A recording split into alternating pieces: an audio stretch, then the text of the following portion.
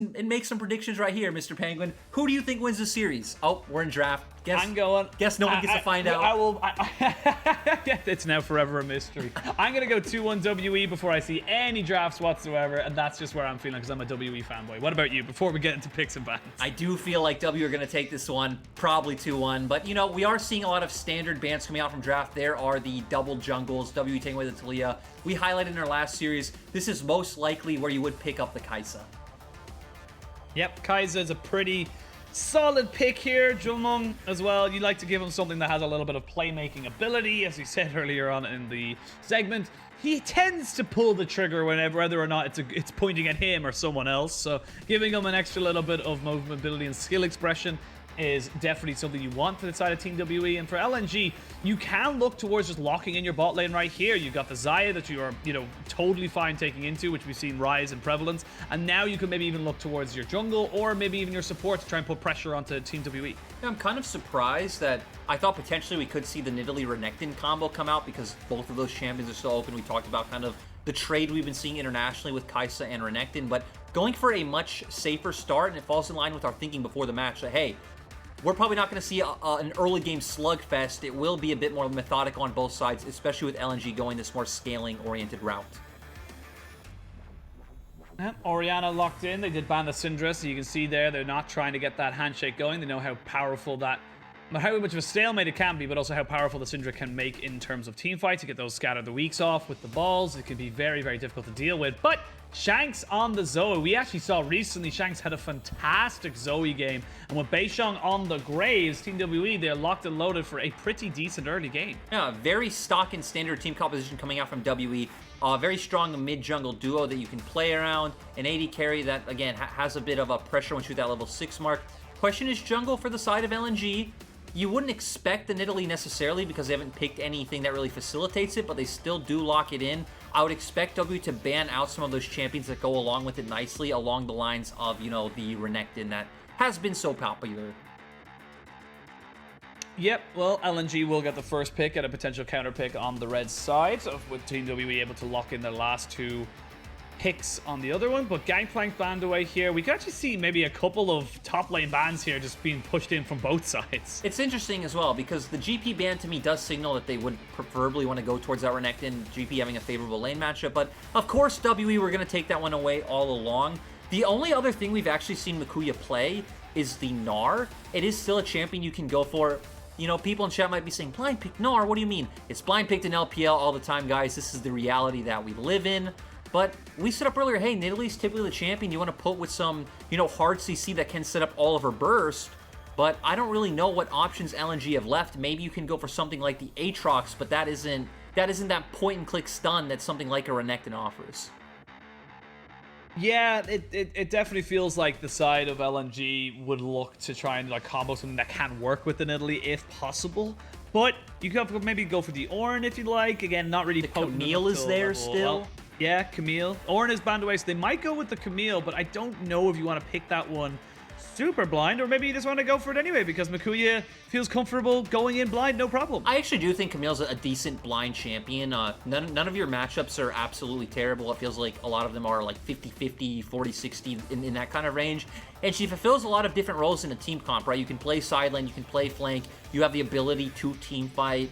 And it does work well with the Nidalee. It's also a ball delivery system, so LNG's comp makes more sense now going with that Camille. It is a bit harder to execute. For WE, they are going to go towards that Gnar pick, so very standard into the Camille matchup. I also would like the Alistar to come out as well. Alistar's a very good answer to the Camille. She, Hextech ultimates Maidom's in, and you just knock her right away, and there's not really much else that she can do. Yeah, and actually for Iwandi here, might go the Seraphine. I actually wouldn't be surprised if he went with the Galio as well. We've seen just how crazy powerful that combination of Camille Galio is, and this is something that we referenced earlier. When you pick a Galio, you want someone to be able to jump on the back line. Camille is someone who can jump on the back line, but I'm not going to talk about it until it's locked in. We can see him hovering through a plethora of different supports, but the Alistair is still a very difficult thing to deal with, but something that can deal with it is the Rakan. Very slippery champion, very easy to engage on, and especially when you combo it with something like the Xayah, the extra boost in abilities you get, it's definitely nothing to be sniffed at. Yeah, and LNG's comp is very interesting. It looks pretty hard to execute. Their bot lane's gonna have Prio, right? Xayah, Rakan, pretty strong duo, but Rakan is very squishy. It's why when times we have seen him, it looks very hard when you're going up against things like the Alistar, where you go in, you get comboed, and there's just so much burst in the game right now, you just get instantly one-shot. You don't really have a frontline on the side of LNG. It's a lot about playing with range, but WE has range tools to answer you in the Paddle Star and in the Kai'Sa W, so it is going to be a bit of a tightrope for LNG to play. And we are going to be focusing very, very heavily on what these two junglers are going to be doing. We talked about it at the top of the show, Beishong versus Tarzan, the two most informed junglers in the entire league, which is stacked with talent in the jungle role. So we're going to be paying very, very close attention to them and how they are able to impact this map. But Jordan, looking at the locked and loaded rosters, looking at the locked and loaded compositions, who are you favoring coming into the early game in this particular setup? I think LNG might have a bit more agency in the straight up early game. Zoe's going to be able to pressure Orianna a bit, but you're going to quickly get to level 3, just clear out waves and kind of enable that Nidalee to do what she pleases. She has the ability to play with either side lane. Maybe she'll play with bot early because they will be able to get that prio before transitioning into playing for her Camille to set up those ganks with the E and Hextech ultimatum. But I'd say overall, like holistically in the game, I like what WE set up just because it is so normal. It is so kind of vanilla 5v5 teamfight oriented. And I feel like vanilla is what works here. Well, we'll have to see. If vanilla is your favorite flavor of ice cream, you are looking for Team WE. But hey, nothing wrong with a classic as we jump onto the Rift for game 1 of this best of 3. LNG looking to continue the momentum from their 2-0 start, and Team WE seeing if they can cement themselves as a top talent in this league. Big test for both sides. I'm very, very excited to see how it all comes out. And the first question we're going to kind of get answered is where the junglers start. I would kind of expect the Nidalee to play from bot to top side. We talked about, hey, the Camille can very easily set up a gank with the hookshot, wall shot. Maybe you can find some early pressure onto the Gnar. And honestly, that's where Beishong should answer as well. I would like to see Beishong path towards top because, hey, if your bot lane is going to accept getting pushed in, is Breathe is getting traded on. Oh, Makuya with that Grasping Undying. It makes it very difficult to try and...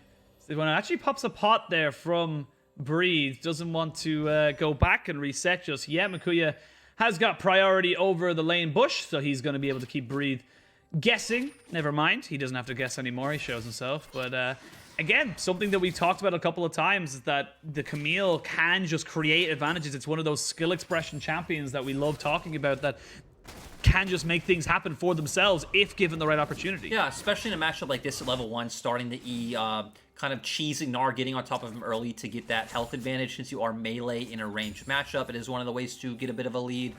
But I expect bot lane to be a bit of a stalemate early on.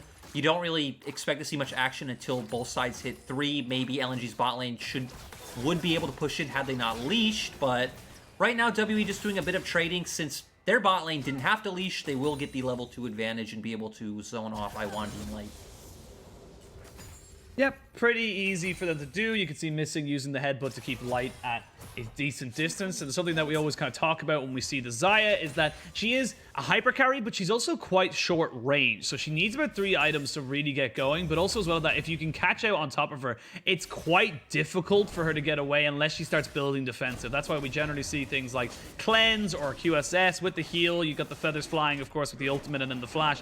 Later on in the game, that becomes very difficult to kill off when you're on the side of Team WE, but in the early game, very easy to catch her out. Yeah, and we typically only see Xayah picked into these compositions that want to kind of like all in into her, so that's why she's picked against Kai'Sa, and you know, it'll be other champions that do want to go in because she does such a good job of cutting them out with her ultimate and then just kind of being able to back off.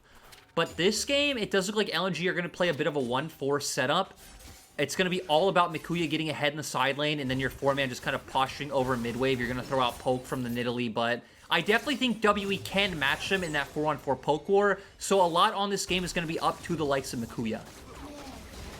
I like this from Beishang. He actually used the Scryer's Bloom up on top side, recognized that Tarzan was there. Breathe should be aware that the Nidalee is around. But to finish my point, Beishang did use it to try and just get double scuttled. They're trying to go hook shots. The flash in, nicely done on the top side. First blood to Tarzan. Beautiful combination there between the top laner and the jungle. LNG completely understanding their win condition. We just set up, hey, Mikuya needs to be the one to get ahead in this comp. Tarzan already there. Nice hook shot, wall shot, flashes as well to guarantee the hit. And now, again, Tarzan finding some nice early advantages. Goes back to what we talked about with Tarzan as well. He's very fluid in where he plays around the map. It's not always one lane or for one carry. He can kind of do it all. Well, when one play happens, or when one action one side and equal and opposite reaction happens the other, you can see in the bot side Team WE recognizing that they had the pressure, but let's have a look at how this all kind of went down. This is just beautiful combination play from the top laner and jungle of LNG. True. Breathe, I think, did flash too early. He flashed before Mikuya even channeled the second half of his E. Flashed immediately. So it's very easy for Mikuya to guarantee he gets the angle right, chains it with the flash to speed up the animation, sets up for a nice spear from Tarzan, and it was just very clean.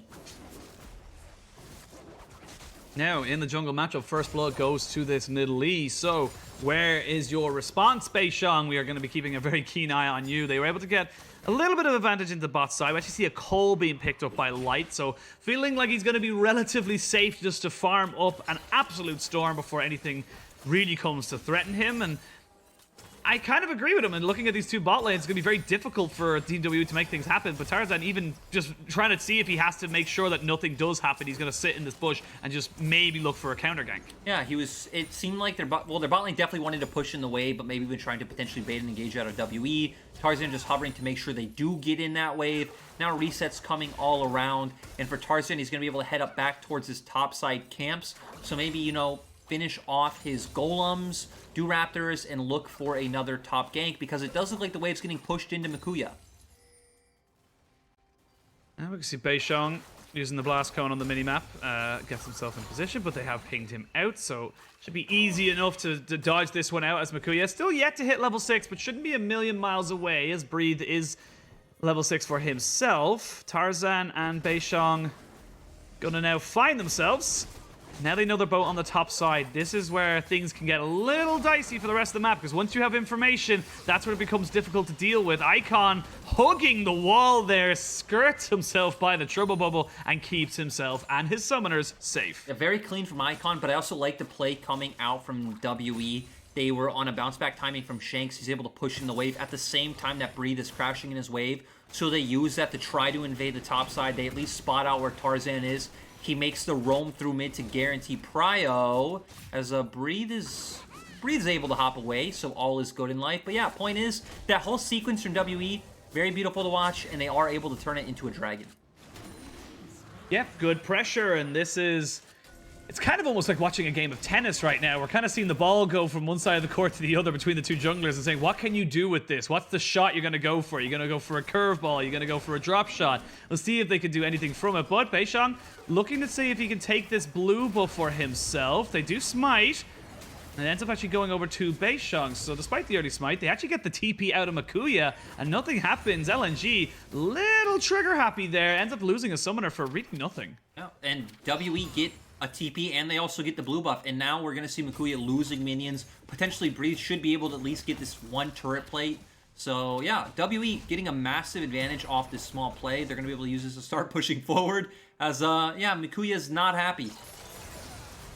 No, I wouldn't be either if I ended up TPing for absolutely nothing. As you see the engagement bot lane. Ooh, Killer Instinct used onto Knight, as well as the Ignite from Missing. Ignite's traded, but they did get the heal, so overall, it's still a favorable trade for the side of Team WE. And with the rest of the team coming in, LNG got to back away. They are not prepared for this fight.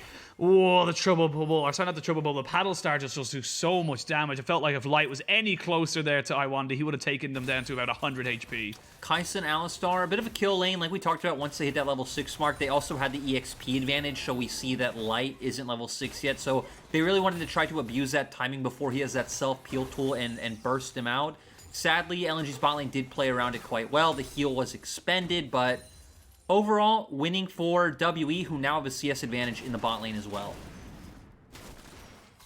A slow game. This is what we expected, to be perfectly honest. Yes, you got the early first blood in the top side from Tarzan and Makuya's nice little combo play, but this is how these teams have generally played. They play quote-unquote correct League of Legends. They just look to try and not make mistakes and make advantages happen for them. Icon sees a giant big Hextech cow running at him, so he backs himself off.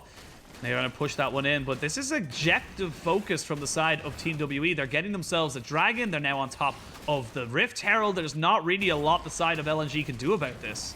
Nope, and they don't even need to bring Jomung over because LNG's bot lane resets so late. They're not even going to be able to match, so WE actually don't lose out on anything. They're not sharing EXP anywhere. Sure, Missing is going to lose out a bit, but that just means Jomung's getting even further ahead. Jomung picks up the wave. You get the Herald. WE winning on absolutely all fronts with that play. A bit of slow early game. Nothing really untoward from either side. We're going to have to wait until they get their mythics, until they get themselves set up for everything. So let's have a look. Let's take a step back. Let's have a breather. We had a very chaotic game, Series 1 even, between V5 and Rogue Warriors. So we have a much more cool, calm, and collected game here. Where do you see the opportunities arising for either of these teams? Are they both waiting for the 5v5s around Dragon, or are they looking for slightly different setups? Where do you want to see them look to try and gain an advantage in this pretty much deadlock? I think they're looking for completely different setups. WE definitely wanting those 5v5s, as we've seen. They've been grouping up a lot with, jungle support. Mid's been hovering over. For LNG, to me, it's still about just getting Makuya ahead, because realistically, sure, if it comes to a time when a dragon's about to come up and you're grouping up in front of, like, mid-wave, like I said, you have the ability to throw out some poke with Nidalee Spears, but it feels like WE can answer, and LNG don't have enough of a front line to walk forward. Like you said, they're looking for those big kind of skirmishes, those big combination fights, as you just said. You see Missing. Every time Beishan comes down here, he's being aggressive, he's pushing forward. For LNG, they want to try catch some people out. Nicely done there by Breathe. They want to try and get the poke down, like you said, with the Nidalee Spears. Maybe look to try and catch someone out off on a side lane and, burst them down before an objective. A minute until that next dragon does spawn. It is a cloud, and we could possibly see LNG just maybe give that one up over, because they haven't really got the advantage in the bot lane or the mid lane, and they're kind of two lanes you need pressure in to make plays happen around Dragon Pit. Yeah, and I like this from WE. Still, Icon using the ultimate to try to dissuade them, but they're still going to be able to pick up some plates. But the thing I'm afraid of for the side of LNG is, if you group up in front of a dragon, it just feels too easy for Missing to just jump in on top of you. Ideally, typically, Rakan is thought of as a flanking champion as well. You can't send Rakan in on a flank, because then who is standing right next to Light, Icon, and Tarzan?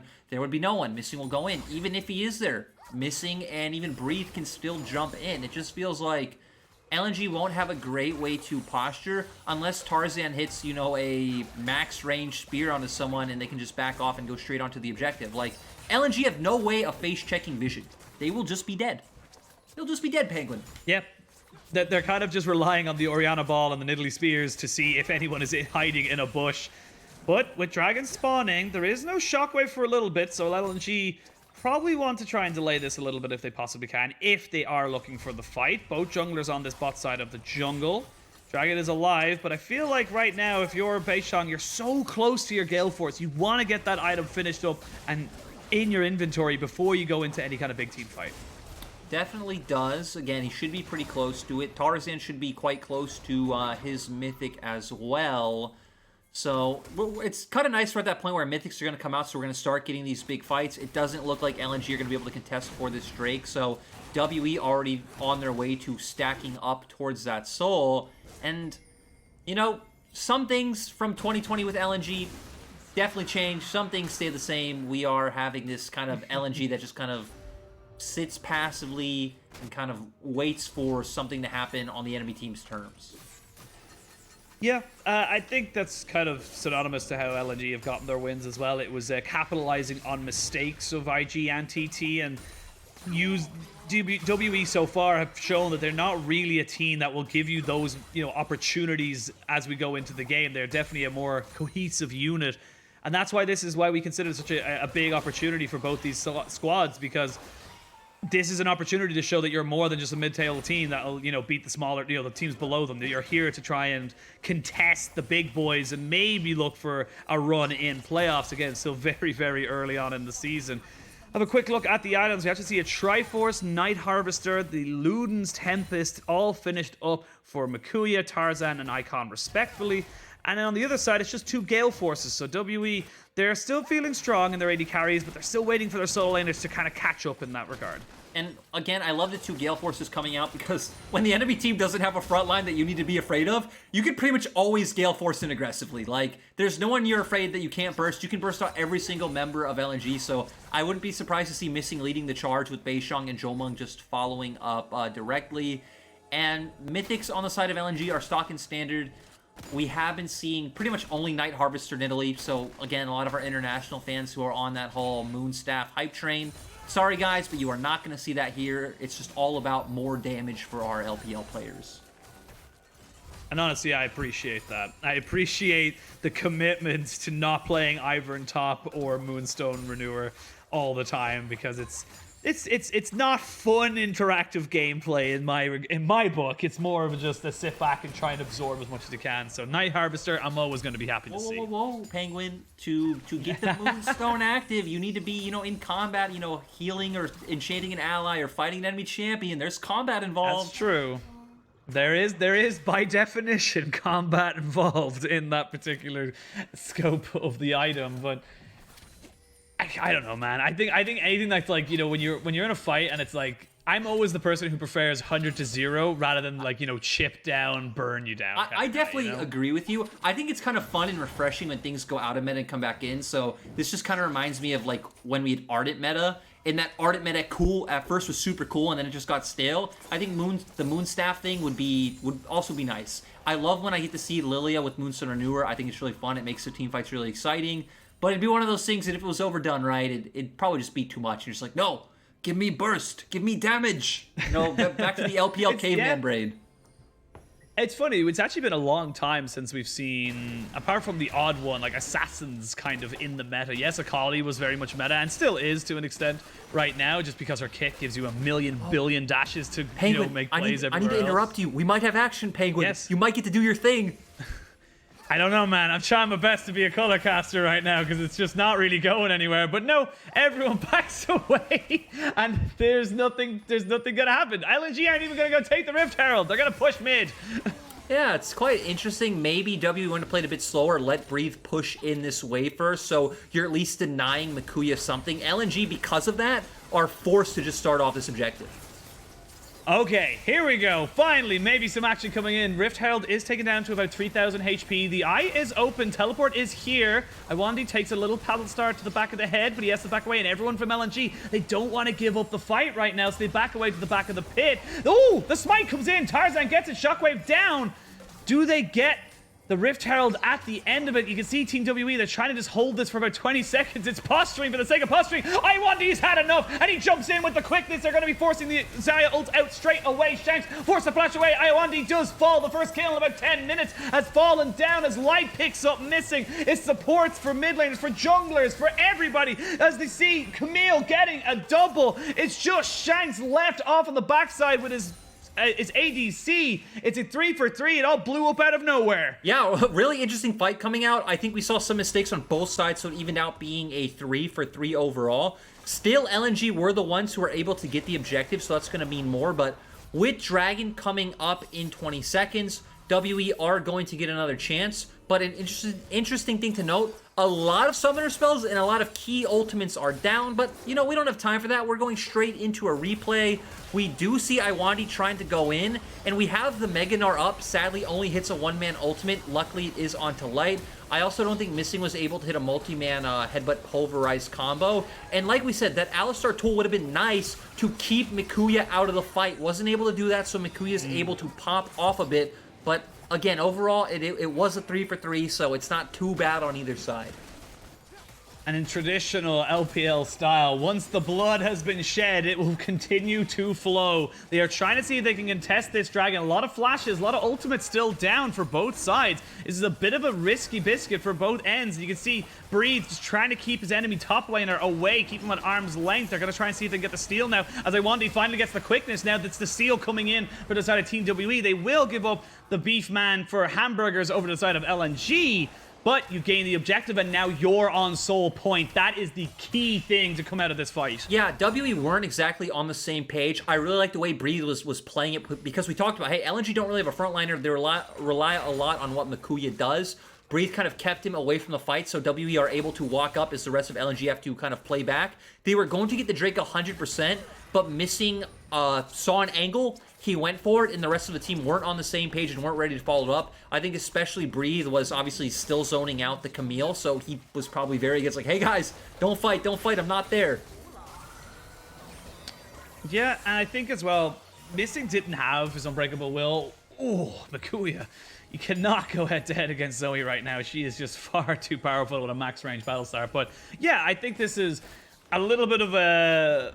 I think Missing maybe getting a little bit overzealous, trying to go in without his ultimate. He's still a very, very squishy cow without that ultimate available. And Iwandi getting the quickness back meant that he could just keep everybody safe and sound. They do trade objectives effectively, the Rift Herald for the Dragon, and they trade bot lane tier 1 for top lane tier 1. So overall, it's still a very, very close game. You can see it on the scoreboard. There is nothing between these two teams, but the very, very key thing here is that in 3.5 minutes, you will have to fight over this Infernal Soul LNG. You do not have a choice. It's also interesting because you can see LNG are very conscious of the position they're in with the items they're buying. Rapid fire cannon coming out from Xayah. This is not an item we really see, especially coming out second, but we talked about they don't have a front line. He will never be able to walk forward. They can only play from a range, and they don't exactly outrange WE pound for pound, right? I mean, sure, you have Nidalee Spears, but that's just about it. So I understand the rapid fire cannon, but I don't necessarily think it shores up the issues that you have if WE do find a proper engage.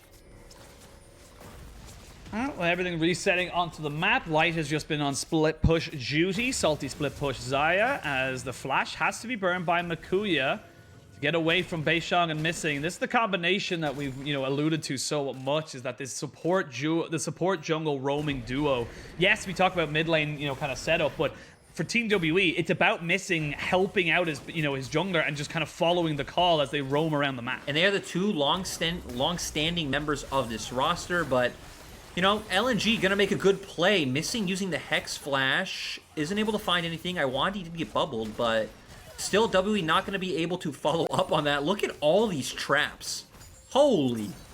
Yeah, it's just, they're annoying. They aren't going to do a huge amount of damage, but what it does, and it's a very important thing for the side of LNG, it keeps tabs on where everyone is going, and that's what you need. Vision is key, because knowledge is power, and that's how you come out and win these games. It actually looks like maybe they should be able to get the push and the kill onto this mid lane turret, as there is only Jomong here against a 3-man strong. Oh, as I say that, Missing is here, jumps straight in on top of Iwandi and on top of Light. He has got the Unbreakable Will, but he will be broken down straight away. No one was ready from Team WE to really capitalize on that. No, we didn't see Beishang or Jomong be able to jump forward. I mean, Breathe, I'm sorry, is not even here despite his rage bar being filled up, which if you were going to look for this play, you would think, hey, you could potentially look to set up a TP. You do have some deep wards in the river that would have given him a good flanking position, but Missing just going in all by himself, and like you said, the other members just kind of looked shocked. They looked confused.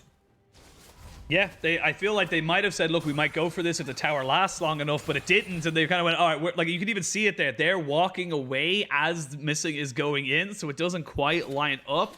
And now we're actually seeing about a 1,500 gold lead for the side of LNG. This could be the difference between having your third, item and not having your third item as we go later on to the game. They will, luckily for Team WE, be roughly equal coming up to this dragon fight in just under 50 seconds. This is a big moment for both sides. I feel like if LNG can steal this, they delay the game, they can keep this Xayah-Rakan combination going, and of course Makuya will just become a massive threat to Jomong on this backside. But for Team WE, if you secure this, you can end the game in the next 5-6 minutes. That's the thing, right? Because on the side of LNG, it's obviously very hard to lock down Xayah and Rakan anyway with Alistar. and you have a bunch of scaling in your composition. So it actually might not even matter if you don't have a front line, if the game does go long enough to where they can continuously burst out missing like that, and then you are just going to have more damage than the side of Team WE.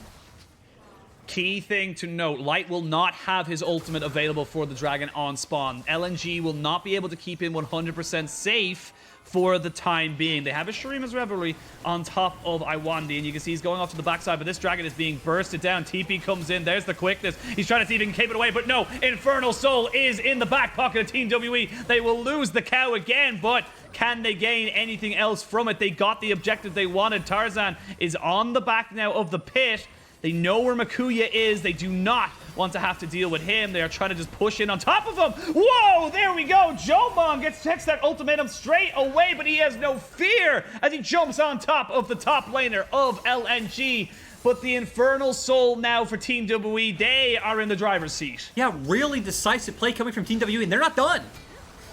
No, they're going to have to see now Light use the flash, but there's nowhere for him to go. They're going to get Tarzan jumping straight in on top of Jomon. Goes golden to keep himself alive. The Paddle Star from the back end. Shanks takes him down. And now Baron could be on the cards for Team WE. And you said, hey, if they get that Dragon, you know, they could potentially try to close out within the next 5 minutes.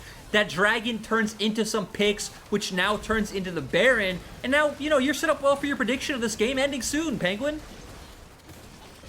This is a massive, massive swing. The gold might not say it just yet, but this is huge for Team WE. They've got so much damage, and let's see how this fight goes. Actually, we're not even going to see the Dragon fight. It's actually just going to be straight up Breathe, just catching Light. He had Flash. He could have just gotten away. You know, that is actually the most anticlimactic part out of everything that just happened. He just jumped in, he just ulted, and he was just dead.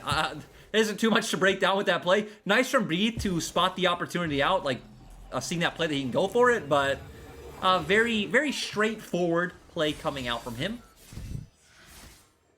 I would have rather seen how the Camille got caught out again, because that part was that's clean. what I was gonna. I wanted to see how that one go, because it just looked like Jomon found an opportunity. They got one little piece of CC on him, and it was like go, go, go. We know we can kill him, but just going back to a point I wanted to mention very, very quickly was, this is where we start to question, is Team WE a top-tier team? Because when we look at some of the best teams the LPL has ever produced, and, you know, especially in the most recent years, it's been carries and, like, best in, or at least an argument for best in role in every single lane, in every single position. The biggest question marks for us, for the Team WE, was always going to be this mid lane, because Shanks was kind of an unknown entity, and of course Jomon and missing how they would be able to shore up those little bit of int plays they happen to do every now and again. Right now, this feels like, with the addition of Breathe, with Shanks kind of feeling himself into his own role and pushing himself to become, you know, one of the better mid laners in this tournament, this feels like a top team in the LPL. It definitely does, and it's still not going to be easy for them to close this one out, because LNG do actually have a ton of wave clear. So,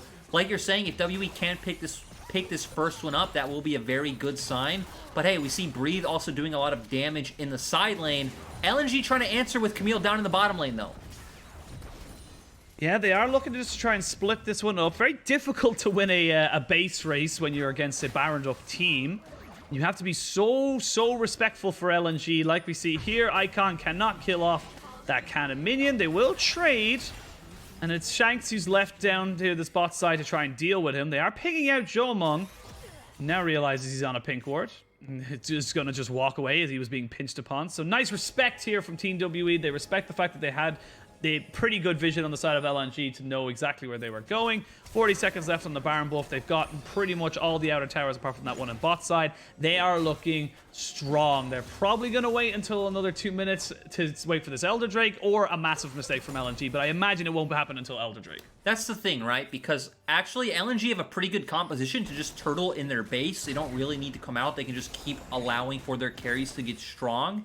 And then at some point, they have to come out for the Elder fight, but I feel like WE are going to have to start diving LNG at some point. Like you, I expect it to be after they potentially get that Elder and, you know, they have the execute and the damage to do that one. But breaking down the inhibitor turrets for WE is not going to be easy.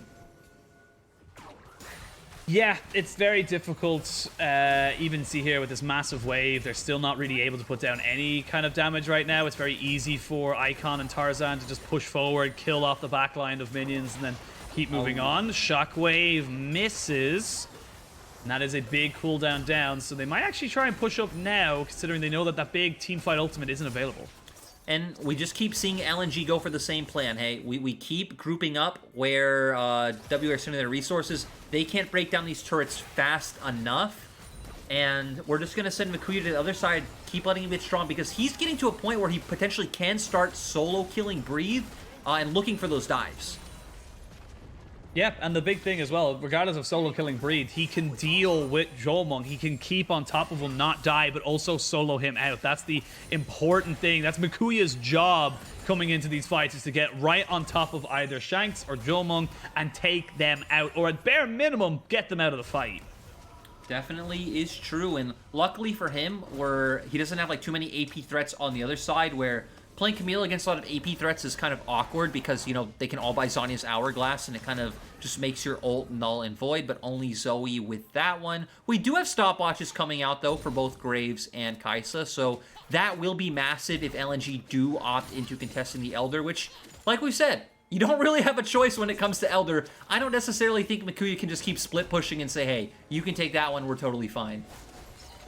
Yeah, missing, making sure that Iwandi cannot gain all the vision control in this topside jungle. 5 seconds until the Elder. Look at the pink wards in the inventory of Team WE, but Breathe.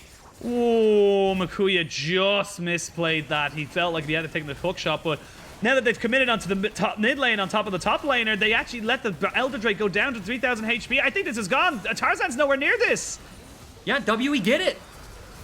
Yeah, they get it, and they start the fight. They're jumping straight in with the Pulverize, and Iwandi is dead. It's a double kill straight away for Jolmung. The Camille is dead off the backside, and we talked about how you cannot let this Infernal Soul go. It just puts you on such a massive timer. 4 people dead, a triple for Jolmung, and Team WE, they're going to be able to end this game right here, right now. And WE kept their head in the game. They knew it was all about the Dragon plays all along. We're still going to see Icon on our screen go down, but I don't think it matters all that much. Again, WE had a game plan. They kept taking the Drakes. They knew where they were strong. They played as a unit, the characteristics of WE that we know and love.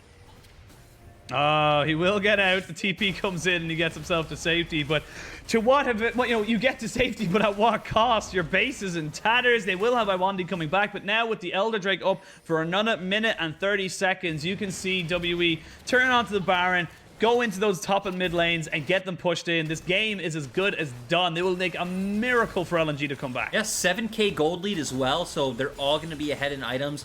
Actually, I feel like if WE didn't chase down Icon, they probably could have just ended the game there outright. Yep. But, you know, they did get pulled into the chase. As, ooh, Shank's going to do some good damage onto Iwandi. Iwandi needs to just walk away. You're a Rakan. If you do not have your engage, there is no reason for you to be playing aggressively up. But let's have a look at how this one goes, because LNG just committed to try and kill Breathe, and then it just all went apart. But Missing played it so well. Missing kept Tarzan away from the fight before he can even get close to that. We do see Jolmung then follow up with all the CC landed from Missing, and just so much burst. Nice collateral damage, as well as Paddlestar coming out from Shanks and Beishang as well. And it really feels like Missing was the key member there. LNG, again, it is kind of a byproduct of their composition with how these fights are going, but no excuses. WE are just playing a good game of League of Legends. Yep, can't take away from a team that's just playing very, very well. They've got themselves 30 seconds or a little bit less on the Elder Drake. They got themselves over 2 minutes on the Baron buff. You can see them just trying to barrel down towards this mid lane. They know with both buffs up, they should be able to pick down this turret very, very easily. They open themselves up another inhibitor. That's going to be super minions in 2 lanes. They've got top lane pushing in. They can rotate out for that. But there is Mikuya on the flank. Also, Penguin, we don't have an Elder Dragon anymore for the side of WE. Oh, here we go. This is the last-ditch effort to try to jump straight onto Shanks, and they will kill him off. Jolmung is still here, and Jolmung is still alive. That's the next target for you for the side of LNG, but WE are still just too damn big. Smack them with the wallet. It doesn't matter if we're 5v4. We are just too damn powerful. You can see Beishang basically soloing out people on the back end of that fight. With Baroned up minions, with the waves pushed in, there's just nowhere to go for Light to try and salvage this game. It will be a clean, methodical Game 1 win for Team WE. I just absolutely love that, you know, we're seeing Team WE deal with the Camille, and off our screen, Beishong Flash Gale Forces in and kills both Orianna and Rakan instantly. Great job overall from Team WE. A lot of the clean team fights were nice to see. Missing did have some moments which weren't the cleanest, but I also really do like the moment from